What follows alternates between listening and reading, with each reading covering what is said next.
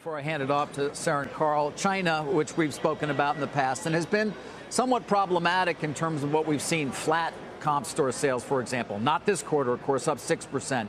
3,900 stores at the end of the third quarter. Same question, though. Can you continue, and do you expect to continue to see those kinds of numbers in terms of both comp transaction growth and same-store sales?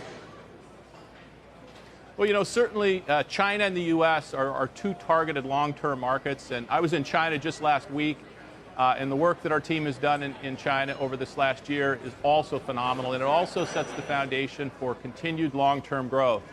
Look, we're committed to the market in China. China is a huge stage to perform on. The addressable market for coffee is large, and it's growing.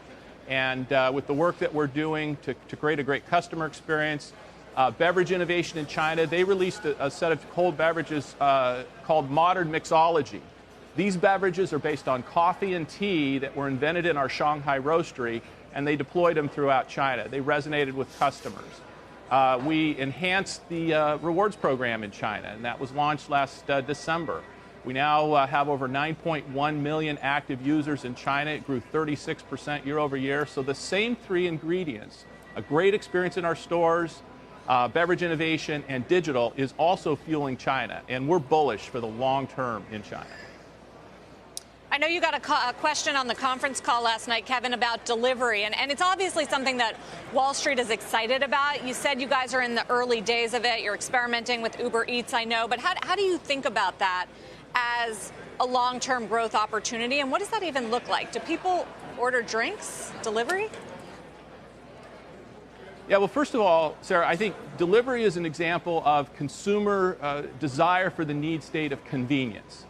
And a lot of that's driven by the digital mobile revolution. With the mobile phone, you have convenience for all sorts of things in your life.